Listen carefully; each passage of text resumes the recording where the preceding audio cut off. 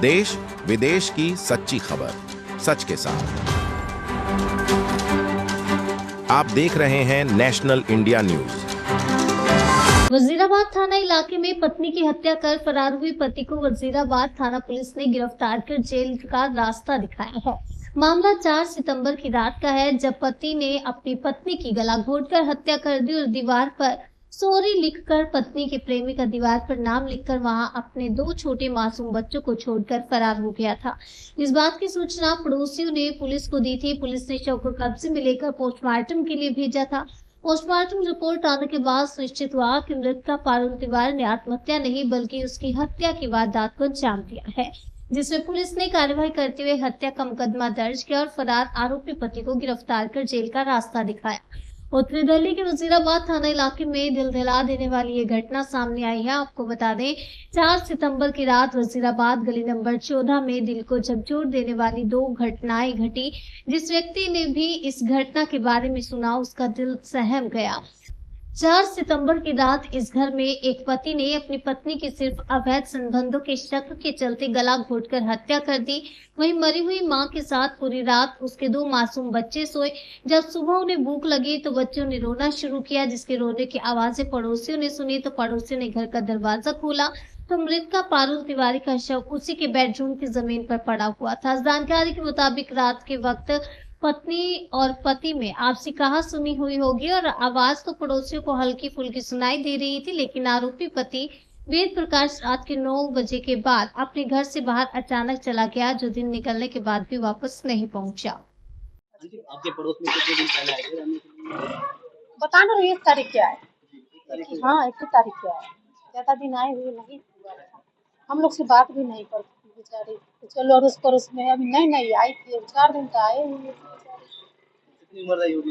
कोई 25 साल की उम्र रही होगी उसकी, ज्यादा उम्र नहीं। सुबह कैसे पता चला?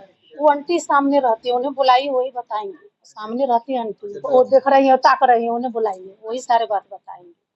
क्या मौत हो गई? हाँ वो गई देखने तो। उनके पति नहीं है यहाँ पर? पति तो बता रहे हैं, जो रात में पता न चलेगा कहाँ गए, रात के बाद पता रात के अभी तक नहीं आया? नहीं। परिवार के किसी और सदस्य से बात? कोई नहीं था उसके, वही मियाँ बीवी तो आए थे, वो 2 बच्चे थे और कोई नहीं था उसके साथ। अच्छा, कोई खबर नहीं था जी। मुझे। कितने दिन पहले आए थे? ये पता नहीं कितने दिन बाद, 1 तारीख का है। कैसे पता चला सुबह क्या हो गया था? बस सुबह घूम रहे थे, बच्चे रो रहे थे बस। हाँ। कितने बजे? 6 बजे रहा होगा, 7 बज रहे थे। फिर अंदर देखा क्या था? अंदर पड़ी थी वो, हमने यही देखा, हमने बड़ी सो रही है कि क्या कर रही है। तो पुलिस को सूचना दी थी? सोचना बगल वाले थे। अच्छा, तो पुलिस को बुलाया? हाँ। तो वो तो मुंह ढका हुआ था, चोट वोट कुछ लगे थे मुंह? अब चोट वोट नहीं लगे हैं। उनके पति इनके साथ ही रहते थे? पति रहते थे। हाँ रात पति यहाँ पर? अब पता नहीं है कि नहीं है, भी रात आए थे पति? हम नहीं देखा, हम तो तीसरी मंजिल पे रहते हैं। अच्छा। हाँ हम लोग भैया सो जाते, हम सब सो जाते, हमें नहीं मालूम। 5 सितंबर की सुबह आसपास के लोगों ने एक कमरे में मृतका पारुल का शव देखा और पुलिस को इसकी सूचना दी। वजीराबाद थाना पुलिस मौके पर पहुंची और इस पूरे मामले की तफ्तीश शुरू की। शुरुआती जांच में यह मामला आत्महत्या का लग रहा है, जिसे देखकर पुलिस ने अपनी कार्यवाही में फेरबदल शुरू किया और फॉरेंसिक टीम को घटना स्थल पर बुलाया गया और तमाम शव के आसपास में पड़े नमूनों को एकत्रित करके इस मामले की तफ्तीश गंभीरता से शुरू की। शव के पोस्टमार्टम रिपोर्ट के बाद पारुल की मौत की वजह की धुंधली तस्वीर भी साफ हो गई। पोस्टमार्टम रिपोर्ट में पाया गया कि पारुल तिवारी की गला घोंटकर हत्या की गई है। हालांकि वजीराबाद थाना पुलिस ने शव को बरामद करने के बाद मृतका के पति वेद प्रकाश की तलाश जारी रखी, क्योंकि वेद प्रकाश का मोबाइल फोन भी स्विच ऑफ था। घटना के बाद से ही वह फरार था। पोस्टमार्टम रिपोर्ट आने के बाद पुलिस का शक जो था वह यकीन में बदल गया। आखिरकार पुलिस ने कई लाखों के सीसीटीवी फुटेज और एक टीम का गठन किया और घटना के करीब 72 घंटे बाद आरोपी को भी गिरफ्तार कर लिया। आप देख रहे हैं नेशनल न्यूज़। हमारे साथ हैं मनोज मीणा जी। सर, अभी पीछे जो एक मर्डर हुआ वजीराबाद में, उसमें क्या डिटेल है? हमें इन्फॉर्मेशन मिली थी कि एक लेडी की सस्पेक्टेड हालत में बॉडी मिली है। बॉडी पे कोई चोट के निशान नहीं थे, तो बॉडी को पोस्टमार्टम के लिए भिजवाया गया। पोस्टमार्टम के दौरान पता लगा कि बॉडी पे होमिसाइडल इंजरीज़ हैं, तो उन्हीं चीज़ों को आगे बढ़ाते हुए उस पे आगे इन्वेस्टिगेट करते हुए जो पति था वो मौके पे नहीं था, उनको पकड़ा गया और उनसे इंटरोगेशन की गई। इंटरोगेशन के दौरान पता लगा कि पति ने अपनी बीवी का गला दबा के उसकी हत्या की गई थी and suspected extra marital affairs की वजह से उसकी हत्या पति ने करी थी। इसके जब ये चीज़ें मिली थी तो पति को अरेस्ट कर लिया गया है इसमें और उनको जुडिशियल कस्टडी भेज दिया गया है। ऐसा उस दिन क्या कारण रहा कि मतलब कि उसको इतना गुस्सा है कि उसने हत्या कर दी? इनके बीच में पहले से लड़ाइयाँ चल रही थी, डोमेस्टिक इश्यूज थे। उस दिन पत्नी के फ़ोन में कुछ इसको आपत्तिजनक चैट्स मिली थी जिससे ये इंसिडेंट हुआ। फिर कहाँ से पकड़ा गया आरोपी को? कहाँ से पकड़ा गया? आरोपी ये घटना के बाद आरा डिस्ट्रिक्ट बिहार चले गया था, वहाँ से इन्फॉर्मेशन डेवलप हुई थी और फिर आरोपी को पकड़ा गया था। ये थे हमारे साथ मनोज मीणा जी, जिन्होंने बताया कि जो 5 तारीख को घटना घटी उसके बारे में विस्तार से बताया। कि सुबह इन्फॉर्मेशन मिली थी कि एक 25 से 30 साल के बीच की लेडी है जिसकी डेड बॉडी सस्पिशियस हालत में रूम पे मिली है।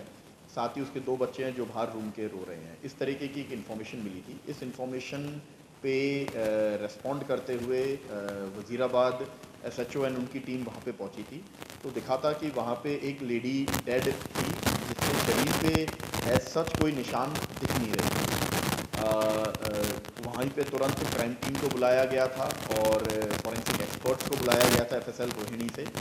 एंड इसमें कोई निशान बॉडी पे दिख नहीं रहे थे, तो एग्जैक्टली क्या हुआ है ये पता करना थोड़ा मुश्किल हो रहा था। जो लेडी का पति था वो वहाँ पे मौके पे मौजूद नहीं था। इन सब चीज़ों को देखते हुए पति के लिए तलाश की गई ताकि उससे पूछताछ की जा सके कि क्या इंसिडेंट हुआ है, और साथ ही साथ बॉडी को मॉर्चरी शिफ्ट करके पोस्टमार्टम के लिए भेज दिया गया। अगले दिन पोस्टमार्टम के दौरान डॉक्टर्स ने बताया कि जो नेचर ऑफ डेथ है वो होमिसाइडल मतलब मर्डर हो सकता है।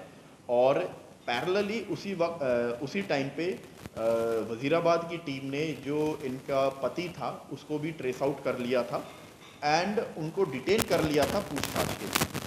सस्टेन्ड इंटरोगेशन से पता लगा कि पति ने ही अपनी पत्नी की हत्या की थी, चोट लगा के उसको मारा था। एंड ये चीज़ जो इंजरी पोस्टमार्टम में हो रही थी उनसे भी कोरोबरेट हो रही थी। पति को शक था कि पत्नी का एक्स्ट्रा मैरिटल अफेयर है और उसने जिसके साथ एक्स्ट्रा मैरिटल अफेयर है जिसका शक था उसका नाम भी लिख दिया था कि ये कारण है इसकी मृत्यु का। इन सारी चीज़ों का वीडियोग्राफी एंड फोटोग्राफी कराई गई है ताकि इनको सबूत के तौर पे यूज़ किया जा सके। इसमें अगले दिन फिर जब ये सारी चीज़ें खुलासा हुई तो मर्डर की FIR दर्ज की गई। पहले इसमें 174 CRPC की जो कार्रवाई होती है पोस्टमार्टम से पहले वो की गई थी एंड मर्डर FIR करके जो पति था उसके डिस्क्लोजर के बाद उसको अरेस्ट कर लिया गया है एंड जुडिशियल कस्टडी में भेज दिया गया है।